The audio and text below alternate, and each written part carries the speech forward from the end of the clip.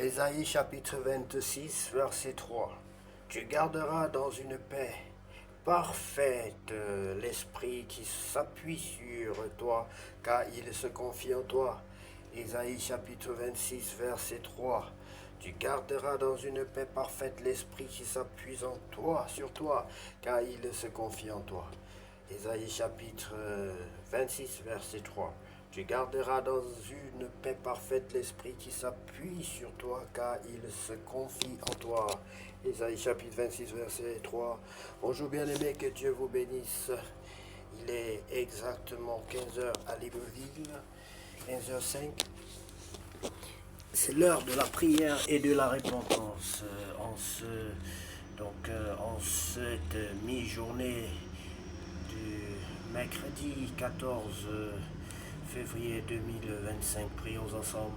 Seigneur, à cette mi-journée, nous faisons halte pour te remettre nos pensées et renouveler notre paix en toi. Père fidèle, merci pour la façon reçue. La force reçue autant pour moi depuis ce matin. Merci pour ta main qui nous accompagne dans chaque tâche. Alors que cette journée se poursuit, renouvelle notre énergie, inspire nos paroles et remplit nos cœurs de sérénité. Que tout en nous reflète ta présence. Ta parole nous encourage. Tu garderas dans une paix parfaite l'esprit qui s'appuie sur toi, car il se confie en toi. Ésaïe chapitre 26, verset 3. Sois béni, bien-aimé. Si tu n'as pas encore reçu le Seigneur Jésus-Christ de Nazareth dans ton cœur comme ton sauveur personnel et ton Seigneur, je vais t'inviter à le faire avec nous maintenant au nom de Jésus. Tu vas donc répéter cette prière après moi.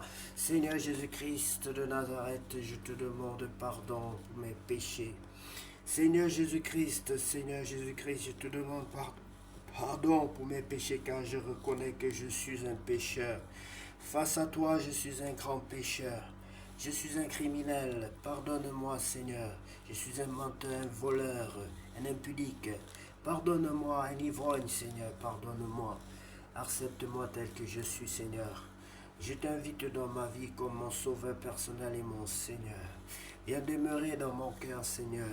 Viens détruire l'ancienne nature et renouveler ma nature. Viens me donner une nouvelle nature. Viens me recréer, Seigneur Jésus. Tu es venu dans ce monde pour nous donner une vie nouvelle. Je soupire, mon âme soupire après ta présence. Mon âme soupire après cette vie nouvelle que tu nous offres gratuitement, Seigneur.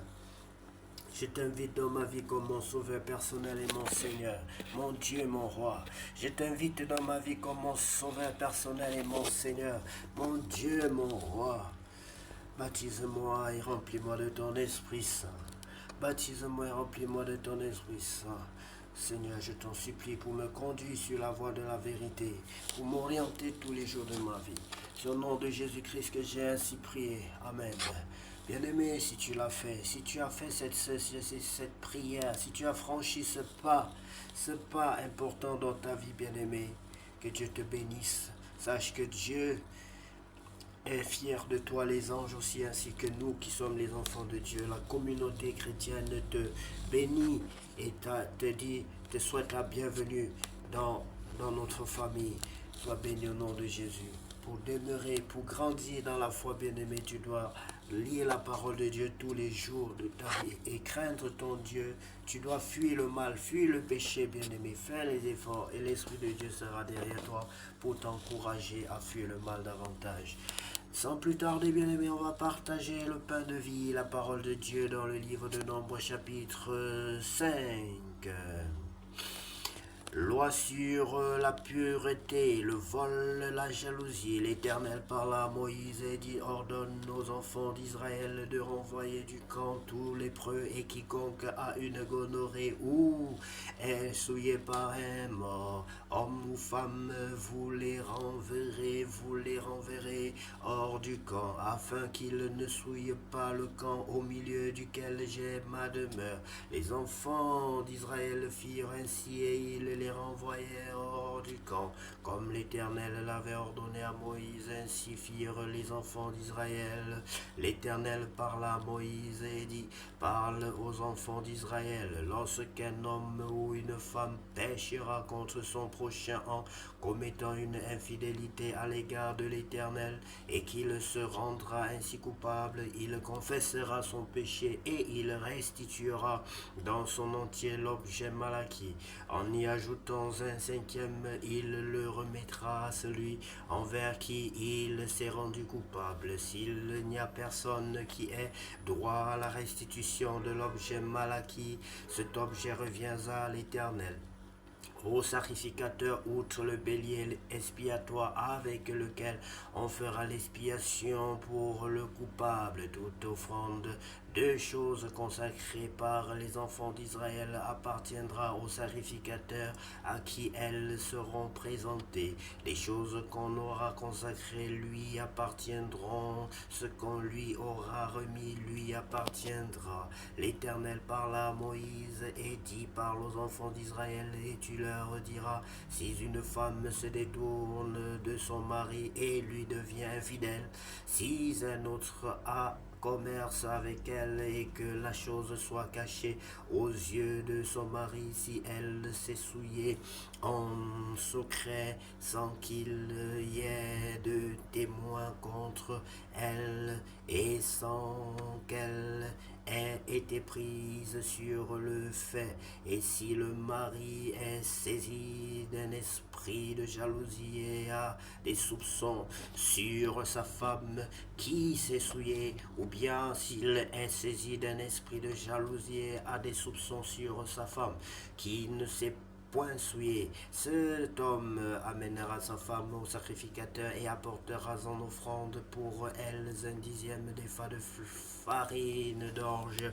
Il n'y répandra point d'huile et n'y mettra point d'encens, car c'est une offrande de jalousie, une offrande de souvenir qui rappelle une iniquité. Le sacrificateur le fera rapprocher et le fera tenir debout devant l'Éternel.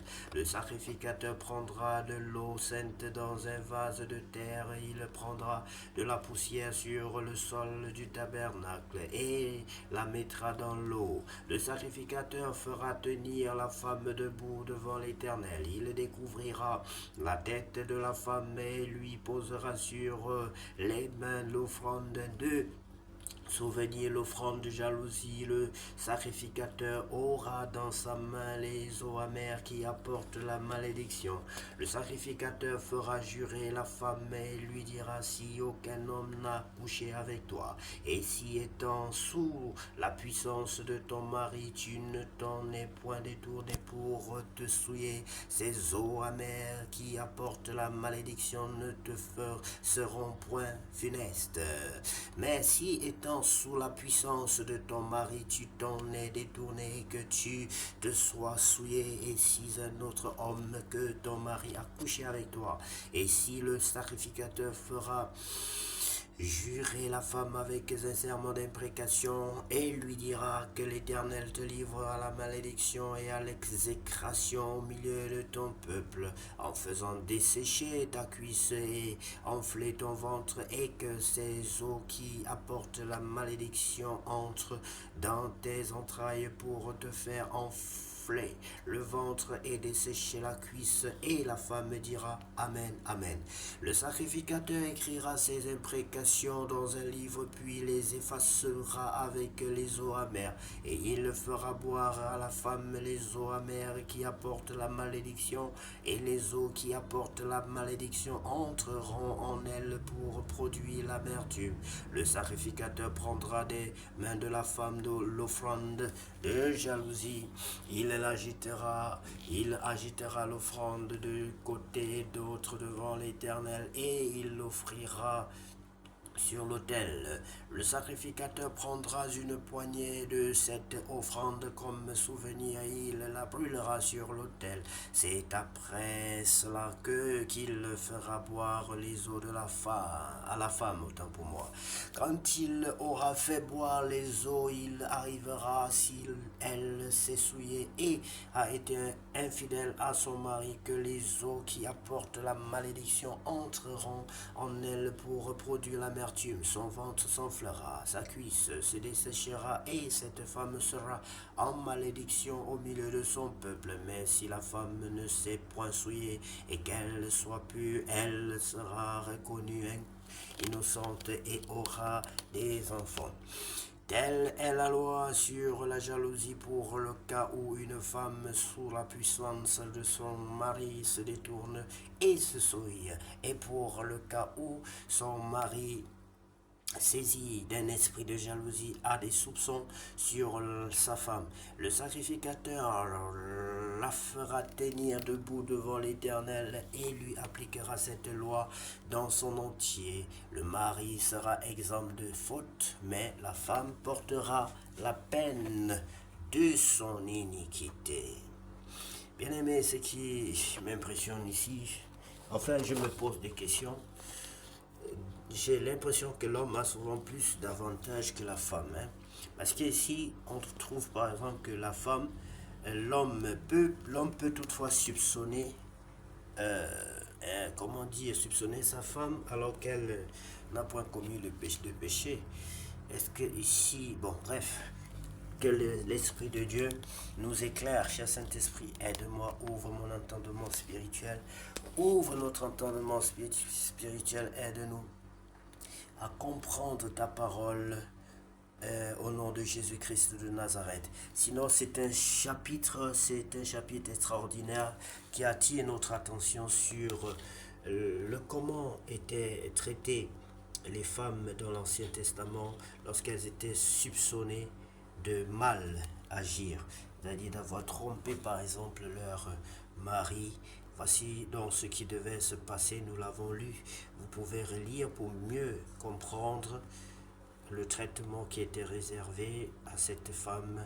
Elle devait boire les eaux traitées par le sacrificateur et ces eaux-là pouvaient donc soit créer l'amertume si elle avait véritablement péché et soit ne rien lui faire du tout si elle était exempte de toute souillure.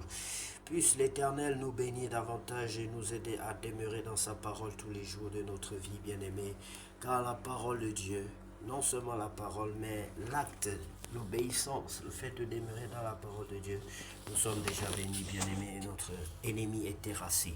Soyez bénis et que cet après-midi soit le plus beau de tous les après-midi j'ai vécu sur cette terre. Au nom puissant de Jésus-Christ, j'ai ainsi prié. Amen.